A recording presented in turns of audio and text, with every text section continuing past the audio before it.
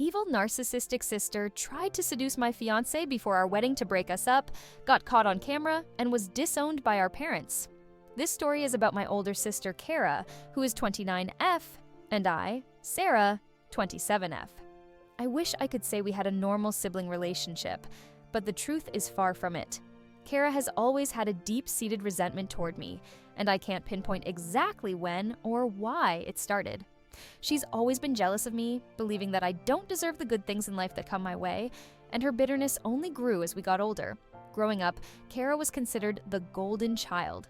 She was the pretty one, the smart one, the one who received all the attention and praise. My parents, especially my mother, doted on her, and in comparison, I was often overlooked. People would always rave about how gorgeous Kara was, how she was going places, and how lucky she was to have such a bright future ahead of her. It wasn't just outsiders who fed into this idea. My parents did too. My mom would constantly shower her with compliments and gave her everything she wanted, while I was left to fend for myself emotionally. It hurt, being the one in the shadows. The worst part was that Kara loved to rub it in. She had this way of always making me feel like I wasn't good enough, like I was destined to be second place to her. She'd use her looks and charm to manipulate everyone around her, including me. She was the ultimate narcissist, always seeking validation and attention, and if she didn't get it, she'd find a way to take it. I remember countless times when she would say things to mess with my head, like, "Nobody likes you, Sarah. You're just the boring one." She was relentless. Her digs planted deep seeds of insecurity in me, and I spent my childhood and teenage years believing that I wasn't good enough. My parents, they didn't help. They never took my side. If I ever complained about Kara's treatment, they'd brush it off, saying, "Oh, she's just teasing," or "You two need to learn to get along." My mom especially would defend her no matter what she did. Dad, on the other hand, sometimes saw through Kara's facade, but he often caved to my mom's insistence that Kara was the perfect daughter. As a result, I distanced myself from my family, learning early on that I couldn't rely on them to protect me from Kara's cruelty. Kara was the kind of sister who thrived on making my life miserable. She constantly sabotaged me in little ways, knowing it would get under my skin. One time, when I was 14, I had spent weeks working on a big school project, and I was so proud of how it was turning out. But while I was at school, Kara had her friends over to our house, and they went into my room and completely destroyed my project. I was devastated, but Kara threatened me, saying that if I told anyone, she would spread embarrassing pictures of me around school. As a vulnerable teenager, I didn't dare cross her. She had me cornered, and she knew it. My parents, they never found out because, frankly, they wouldn't have done anything even if I had told them. This was the pattern in our household. Kara would hurt me, I would get upset, and my parents would ignore it. By the time we reached adulthood, nothing had really changed. Kara's narcissistic tendencies only grew worse. She was obsessed with herself and her appearance, and she became an expert at using men to get what she wanted. She jumped from relationship to relationship, always looking for the next guy who could give her a better life. I hate to admit it, but Kara was basically a gold digger. She didn't care about love or genuine connections. She only cared about how much money a guy had and what he could provide for her. If a man wasn't rich enough or useful enough, she'd drop him in a heartbeat. But she was good at hiding her true nature, so people kept falling for her charm. Then, along came Brandon. He was wealthy, successful, and completely taken in by Kara's act. They met while she was in college, and within a year, she dropped out of school to be with him. I couldn't believe it. Kara, the girl who was supposed to be the bright, shining star of our family, threw away her education for a rich guy. But, of course, my parents didn't see it that way. They were thrilled. Brandon had money, and they thought Kara had hit the jackpot. The wedding was a huge, lavish affair with Brandon footing most of the bill. My parents contributed what they could, but it was clear that Kara was living in a fantasy world. The marriage, as I predicted, didn't last. After just 3 years, Brandon filed for divorce. The main reason? Kara had hidden the fact that she didn't want children. Brandon had been clear from the beginning that he wanted to start a family, but Kara kept putting off the conversation. When he finally confronted her, she admitted that she never intended to have kids. That, combined with her constant partying, flirting with other men, and overall selfish behavior, was too much for Brandon. He realized that Kara had only married him for his money and had no emotional connection to him whatsoever. Good for him for getting out when he did.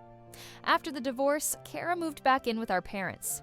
She was jobless, broke, and had no idea how to support herself because she had thrown away her college education. My parents, being the enablers they are, let her move back home without any conditions. She didn't have to get a job, she didn't have to contribute to the household. Nothing. She just lived off them, going out to clubs and partying like nothing had changed. My dad, however, was beginning to see the truth. He often made comments about how Kara had wasted her potential and how she needed to get her life together. My mom, she continued to coddle Kara, making excuses for her behavior and pretending everything was fine. It was infuriating. Meanwhile, my life was going great. I had worked hard to get into my dream college, graduated with honors, and landed a fantastic job. It was during this time that I met Josh, my fiancé. We met at a work conference, hit it off instantly, and started dating a few months later. Josh is everything I could have hoped for. Kind, thoughtful, down to earth, and incredibly supportive. He's the kind of person who makes everyone around him feel seen and valued. And I knew early on that he was someone special. Josh and I spent a lot of time together, going on trips, trying new things, and building a strong foundation for our relationship. He introduced me to his family early on, and they welcomed me with open arms. They're the kind of family that's warm and loving, the kind I had always wished for growing up. But when it came to introducing Josh to my own family, I hesitated.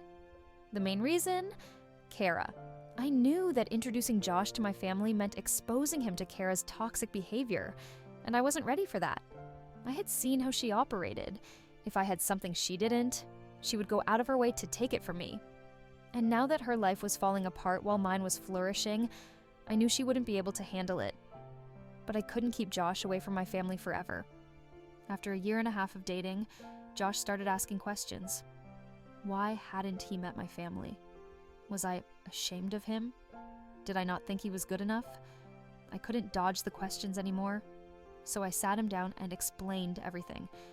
I told Josh about Kara, about how she had always treated me, and about how I was worried she would try to sabotage our relationship. I shared all the stories I had kept bottled up for years, and to my relief, Josh understood. He reassured me that nothing Kara did could come between us, and that he would be prepared for whatever she tried. With his encouragement, I agreed to take him to meet my family, but I couldn't shake the feeling of dread. Deep down, I knew this wouldn't end well. Update 1. When Josh and I finally went to my parents' house, it was everything I had feared. Kara was waiting for us, dressed to the nines, as if she was going on a date. She had gone all out. Her hair was perfectly styled, her makeup was flawless, and she wore a new dress that looked way too fancy for a family dinner. From the moment we walked through the door, I could feel her eyes on Josh. It was like she was a predator, and he was her prey. She didn't waste any time. As soon as we walked in, she practically threw herself at Josh, giving him a hug that lasted way too long and completely ignoring me. My parents, blissfully unaware of the tension, welcomed us in and led us to the dining room. But the whole time, Kara was glued to Josh's side, talking to him nonstop, asking him about his job, his hobbies, anything she could think of to keep his attention on her. At dinner, she made sure to sit next to him, cutting into our conversations and acting as if they were best friends. Every time Josh mentioned something he liked, Kara would chime in with, "Oh, I love that too." It was so fake, and it was obvious she was trying to impress him. She even tried to convince him to go out for drinks with her and some of her friends after dinner. But Josh politely declined, saying he wanted to spend time with me. Her face fell, but she quickly recovered, laughing it off and saying, "Oh, I was just kidding." It was infuriating. The entire night was a power play for Kara, and I could see right through her. She was trying to prove that she could take Josh away from me, just like she had taken everything else. But Josh, being the amazing man he is, didn't fall for it. He spent most of the night talking to my parents and me, barely acknowledging Kara's desperate attempts to insert herself into the conversation. After dinner, I excused myself to use the bathroom, and when I came back, I found Kara sitting even closer to Josh. whispering something to him while resting her hand on his arm. That was the final straw. I marched over and asked her what she thought she was doing.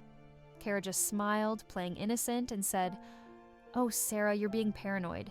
Josh and I are just getting to know each other." But I wasn't buying it, and neither was Josh. He backed me up, telling Kara that her behavior was inappropriate and that he wasn't interested in whatever game she was playing. Humiliated, Kara stormed off to her room. But I knew this wasn't the end of it. I could feel in my gut that she was going to try something else. I just didn't know what. Update 2. My instincts were right. Kara's obsession with Josh didn't stop after that night. In fact, it escalated. She started texting him constantly, sending him pictures of her new cat, which she'd conveniently gotten after learning that Josh loved cats. She bombarded him with messages, asking how he was doing and pretending to be all caring and interested in his life. At first, Josh showed me the texts, and we laughed about how desperate she was. But then, her texts started coming more frequently, and I noticed something strange. She had called him late at night, around 3 a.m. That was when I realized things were getting out of hand. I confronted Josh, asking him why he hadn't told me about the late-night calls. He looked guilty and admitted that Kara had called him, saying she was upset and needed someone to talk to. He had answered because he was worried something was wrong, but when Kara started talking about her divorce and how lonely she was, he realized she was just trying to get his attention. He told her that it wasn't appropriate to call him so late, and that she should be talking to me instead. I was furious. Not at Josh, he had handled the situation as best as he could, but at Kara for continuing to push her boundaries. I told Josh that from now on, if Kara called or texted, I would be the one to answer. I wanted to catch her in the act. Sure enough, Kara called again the next night. Josh handed me the phone, and when I answered, Kara went silent for a moment before quickly hanging up. I texted her from Josh's phone, warning her to stay away and stop contacting him. For a while it worked. She stopped texting and calling, and I finally felt like we were rid of her. But then came the engagement. Josh proposed to me during a romantic trip, and I was over the moon. We were busy planning the wedding, and for a few blissful months, Kara seemed to have disappeared from our lives. But I should have known better. After we announced our engagement to my parents, Kara resurfaced. She started texting Josh again, sending him more cat videos and trying to strike up conversations. I was beyond fed up. I called her and told her to stop, warning her that I wouldn't tolerate her behavior any longer.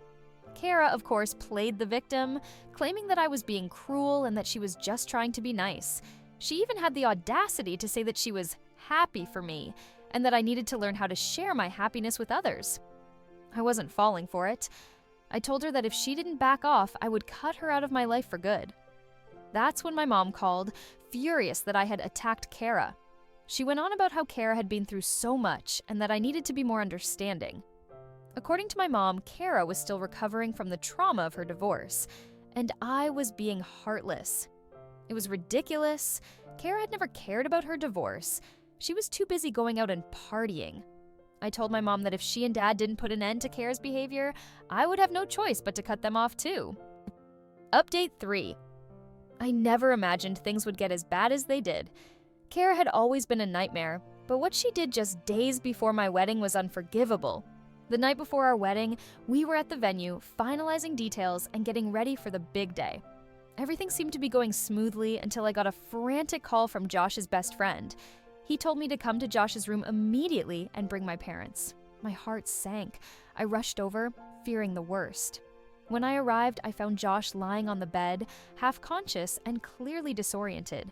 His groomsmen explained that Kara had come to his room earlier with a drink, insisting that he have a sip to celebrate. Josh had refused, but Kara kept pushing, so he took a small sip.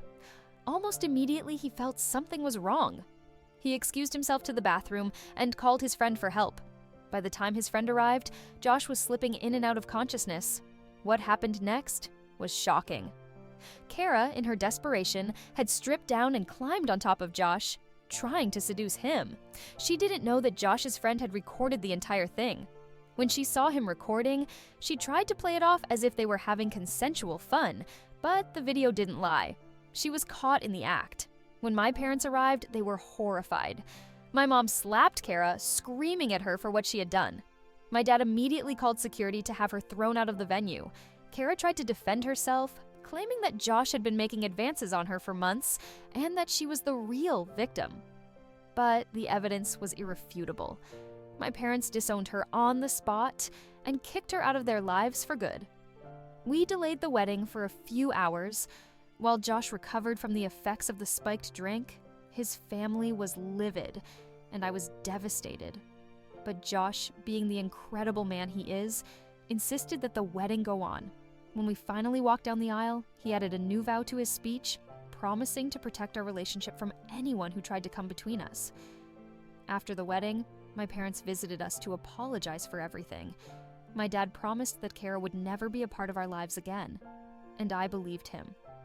I haven't spoken to Kara since that day, and I never will. The fact that my wedding was nearly ruined by my own sister still haunts me, but I'm grateful for the people who stood by me. Josh and I are now happily married, and we've moved on from the chaos that Kara caused. I'm finally free of her toxic presence, and I can focus on building a future with the man I love. Thank you for watching! If you enjoyed our stories and would like to hear more, please consider subscribing to our channel. Your support helps us continue bringing you captivating tales and new content every week. Don't forget to hit the notification bell so you never miss an update. We appreciate every one of you for being a part of our storytelling journey.